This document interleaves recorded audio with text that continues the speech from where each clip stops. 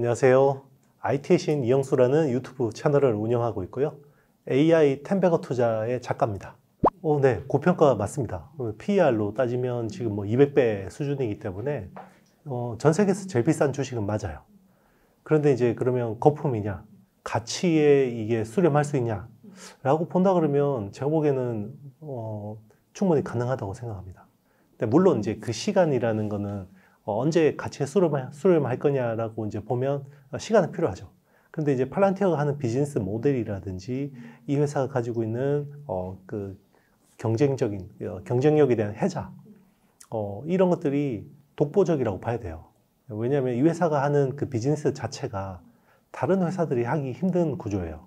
왜냐하면 그 이 회사가 제공하는 솔루션들은 대부분 미국 펜타곤이나 아니면 FBI나 CIA나 자, 이런 정부 대상으로 솔루션을 제공하는 거고요. 최근에 이제 뭐 그 알렉스 카프가 어떤 공개 행사 자리에서 당신은 죽음을 파는 악마라고 막 이렇게 이야기를 했잖아요. 그러니까 전쟁을 수행하는 데 있어서 정말 핵심적인 AI 솔루션을 제공하는 회사라고 봐야 되고요. 일단 이 정도 기술을 축적하기도 경쟁사들이 쉽지 않고 설령 팔란티어 수준의 기술을 가진 회사가 나온다고 하더라도 이쪽 시장에 진입하기 되게 어려워요. 왜냐하면 여기 비즈니스 자체가 정부를 대상으로 하는 거고 정부 입장에서는 그러니까 특히나 미국 정부 입장에서는 이 회사가 팔란티어 수준의 기술력이 있다고 하더라도 오랫동안 검증이 되지 않았고 그리고 이 회사가 혹시나 러시아나 중국 같은 적대 국가에 자본이 들어갔는지도 검증이 필요하고 그래서 그런 것들 다 감안하면 그냥 팔란티어 쓰자 이렇게 갈 가능성이 높고요.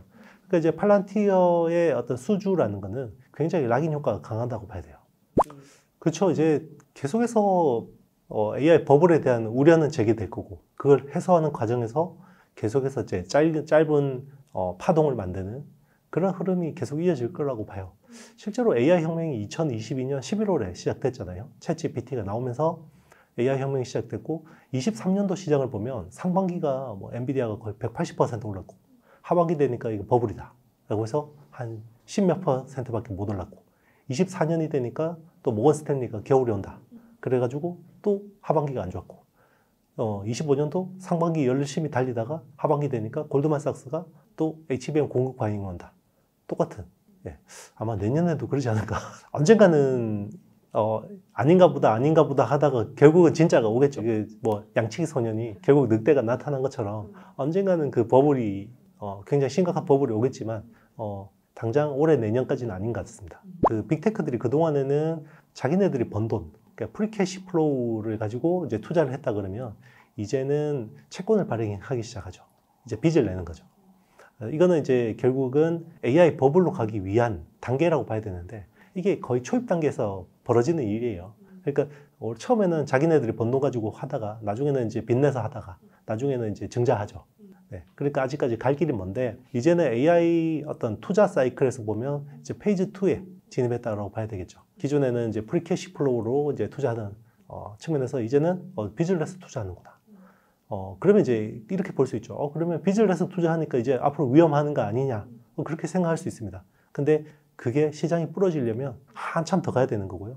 그리고 이제 왜 그러면 지금부터 돈 잘 버는데 빚을 내서 저렇게 투자를 하는 거냐라고 봤을 때는 AI 발전 속도가 너무 빠르다는 거고요. 자, 거기에 대해서는 그러면 AI 발전 속도가 빠르니까 뭔가가 이제 성과가 나오겠구나 라고 이제 또 한편으로 생각할 수 있는 거고요. 그리고 또 재밌는 게요. 이렇게 채권을 발행하잖아요. 메타도 발행하고 알파벳도 발행하고 하는데 여기 채권 시장에서 돈이 엄청 몰려요. 심지어 뭐 미국 빅테크들의 채권 발행 금리가 미국 국채보다 낮아요. 자, 이게 뭘 의미하냐면 투자자들은 채권 투자자들은 미국 정부가 파산할 가능성보다 미국 빅테크가 파산할 가능성이 더 낮다고 보는 거죠. 그러니까 이게 어떻게 이제 버블의 위험이냐? 그렇죠. 본인이 이제 이미 가지고 있다. 충분한 이제 주식 비중을 가지고 있다 그러면 굳이 뭐 가만히 있으면 되고요. 그동안에 너무 비싸서 내가 포지션을 확보를 못했다. 이런 분들은 이제 이번 기회를 통해서 저가 매수를 하는 게 맞았죠. 뭐 오늘 올랐지만 저는 오늘이라도 따라 붙는 게 맞지 않았나. 이제 메모리 반도체에 대해서 이제 근본적인 고민이 필요해요. 주가라는 거는 결국 EPS 곱하기 PER이잖아요. EPS는 최근에 이제 국내 메모리 반도체의 내년 이익 추정치가 너무 급하게 올라오긴 했지만 연말까지는 더 추가로 상승할 수 있는 룸이 있다고 생각해요. 거기에다 곱하기로 멀티플 리레이팅, 그러니까 PER에 대한 부분들이 되게 중요한데, 자, 그동안에는 반도체라는 거는 범용 제품이고요. 재고에 대한 리스크가 있기 때문에 항상 PBR로 밸류를 했어요. 그러니까 주가 자산 비율로 밸류에이션을 했거든요. 근데 이제는 메모리 반도체가 PER로 밸류에이션을 하는 시대가 됐죠. 자, 그 제일 먼저 포문을 연 거는 SK 하이닉스입니다.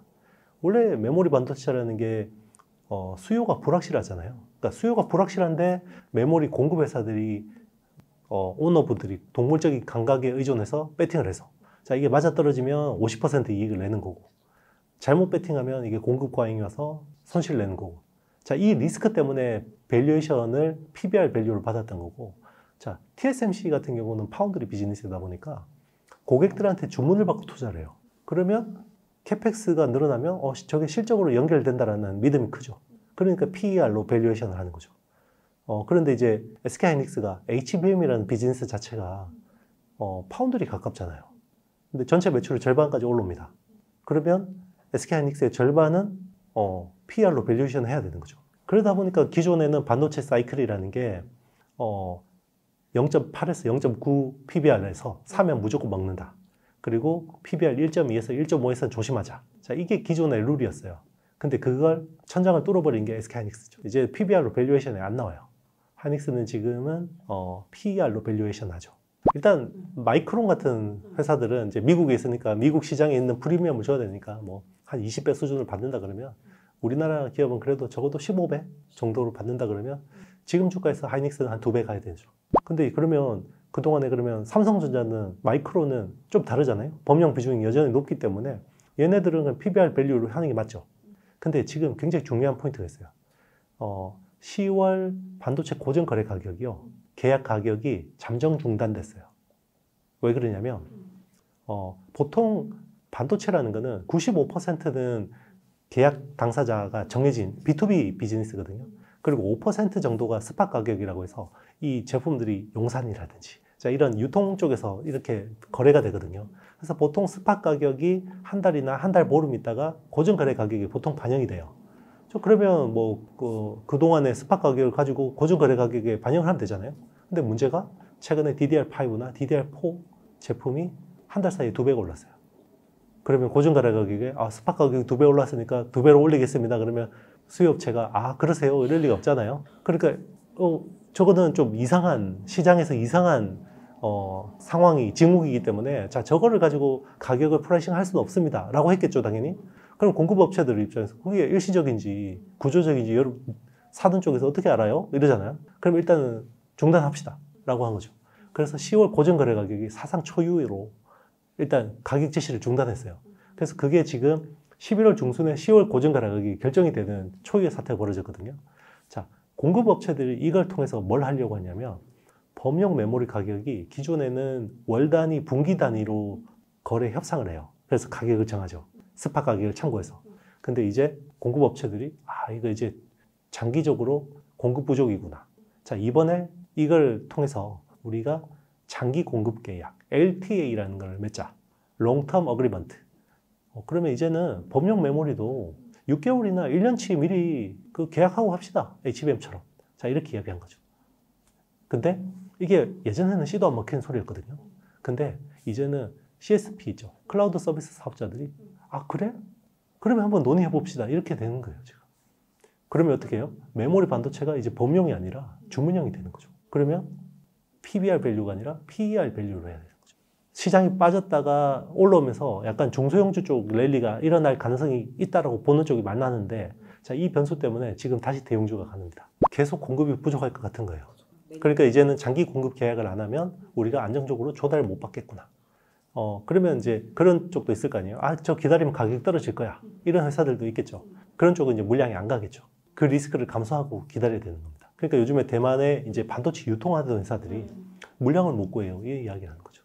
그리고 스토리지 업체들 이런 쪽은 2년 지금 주문하면 2년 뒤에 준대요. 이런 이야기가 나오는 겁니다. 이제 하이퍼스케일러들은 일단은 지금은 가격이 중요한 게 아니라 AI 군비 경쟁을 하잖아요. 군비 경쟁에서 저 경쟁사는 계속해서 무기 쌓아가지고 경쟁력이 높아지는데, 우리가 지금 당장 이거 비싸다고 해서 안 사면 리스크가 커지는 거니까 그럴 수가 없죠.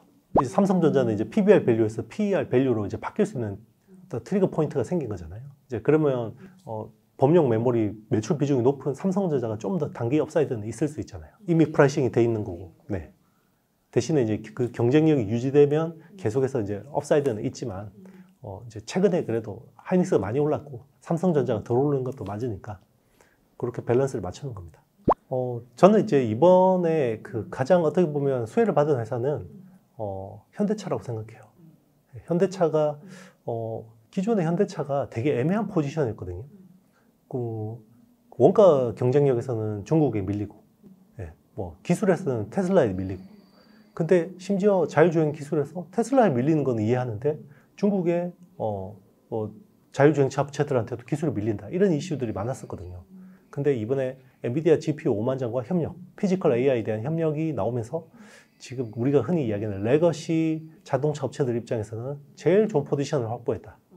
그리고 이제 보스턴 다이내믹스의 휴머노이드 로봇에도 이제 두뇌가 필요한데, 자, 그런 것들을 엔비디아하고 협력함으로 인해서 굉장히 이제 기회가 생겼다라고 보는 거죠. 이제 현대차에 대한 투자 관점이 완전 바뀌어야 된다고 생각합니다. 그러니까 기존에는 현대차를 굳이 AI 밸류 체인 안에 넣기가 좀 되게 애매했던 거예요. 근데 이제는 현대차가 AI 밸류 체인 안으로 들어올 수 있는 거예요.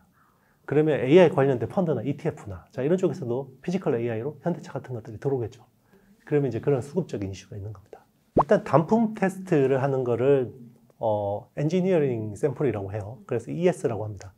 엔지니어링 샘플은 메모리 3사가 다 통과를 했어요. 그래서 단품에서는 문제가 없습니다. 메모리 3사 다. 그러면 이제 이 HBM은 이 자체로 쓰는 게 아니라 그 코어스라고 하는 2.5D 패키징을 해서 쓰잖아요. 그럼 TSMC의 코어스로 이제 패키징을 해서 여기서 이제 테스트를 하는 거예요. 몇 달 동안. 일단 SK하이닉스는 아마 이달 중에 통과가 될 것 같아요. 그래서 굉장히 빠르죠.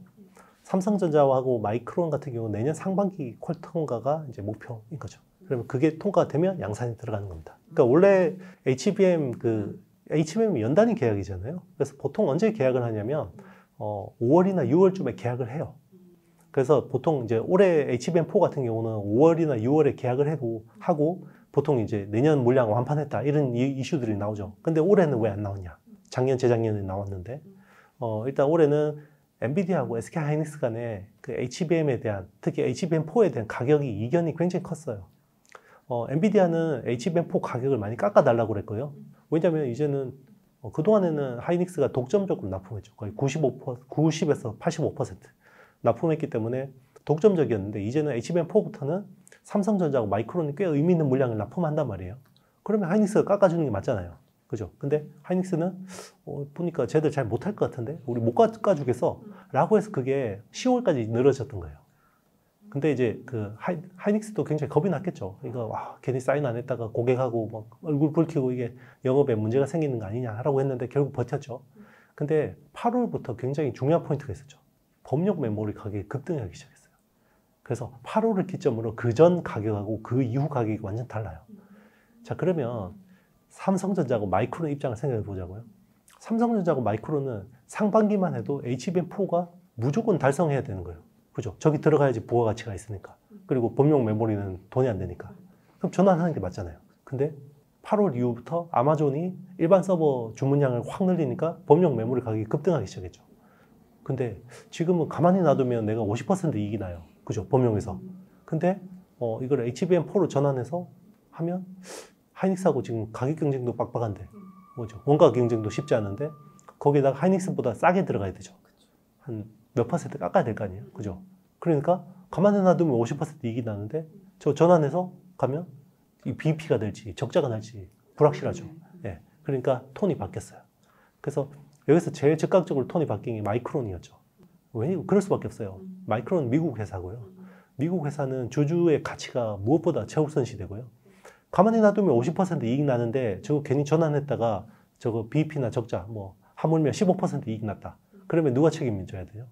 경영자가 책임져야 돼요. 주주들은 그거에 대해서 물어요. 그래서 인센티브나 연봉 같은 거 막 깎아버리거든요.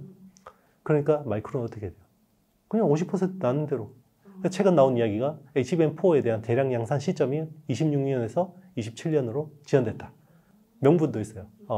베이스다이의 속도가 기존에 원래 9GBps를 요청했는데 엔비디아가 그걸 10GBps를 높였고 그리고 11GBps를 높여달라고 그러니까 이게 문제가 있다. 명분도 좋잖아요. 이제 마이크론은 약간 좀 엔비디아 입장에서는 안 될 것 같고 이제 남은 게 삼성인데 삼성도 가만히 놔두면 50% 이익이 나요. 근데 미래 성장 동력을 위해서 HBM에 들어와야 되죠. 그러면 어떻게 되겠어요? 이재용 회장을 관리를 해야겠죠. 제2 절대 포기하면 안 돼. 그런 이야기를 한 겁니다. 거기서 왜 최태원 회장을 뺐을까?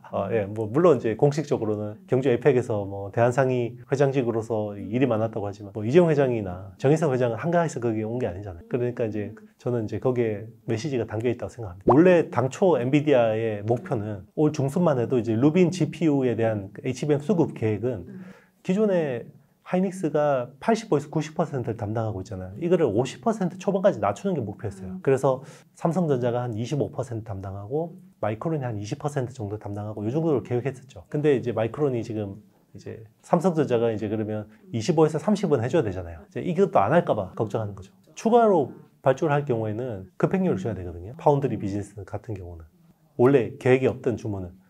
그렇죠. 원래 내가 100개 달라 그랬는데 더 부족해서 20개를 더 달라 그러면 어떻게 돼요? 그쪽에다 좀 더 프리미엄을 줘야겠죠. 일단 사실 이제는 그 우리가 반도체 그 시장 전망할 때 예전에는 어떤 뭐 내구 소비재 수요, 소비 이런 것들 되게 중요하게 봤죠. 물론 지금도 그게 중요한데요. 지금은 이제 반도체 엔드 유저, 최종 수요처가 이제 AI 인프라이기 때문에 인프라는 사실 금리에 되게 민감해요. 왜냐하면 인프라는 대규모 펀드를 만들어서 투자를 하잖아요. 근데 그 금리가 되게 중요한 변수가 되고 있는데 최근에 이제 그 금리 인하 가지고 해서 계속해서 노이즈가 나오고 있잖아요. 그게 어떻게 보면 단기 변동성을 만들어낼 수 있고요. 그리고 이제 미국이 국채를 대규모로 발행하잖아요. 트럼프 대통령이 또 엄청난 감세안을 발표했고 뭐 이제 재정도 많이 써야 되고 근데 이제 국채가 소화가 안 될 경우에는 일시적으로 시중금리가 또 변동성이 있을 수 있는데 그런 것들이 단기 어떤 조정을 만들어낼 수는 있다고 생각하는데 중장기적으로 그냥 끌고 가는 그 사이클을 훼손시킬 것 같지는 않아요. 이제 단기적으로 그런 것들을 조심히 봐야 되고 그리고 이제 시장 색깔 변화를 잘 봐야 되는데 일단 조정이 있고 나서 이제 반등이 있을 때 약간 시장 색깔이 바뀌는 경우가 있거든요. 근데 결국 12월은 소부장 랠리가 저는 날 거라고 보고 있거든요. 근데 그 소부장 랠리가 언제 시작될지에 대한 부분들이 되게 중요한데, 그게 이제 어떻게 보면 하반기, 연말, 그리고 내년 초까지의 어떤 수익률을 결정하는 중요한 변수가 될 것 같아요.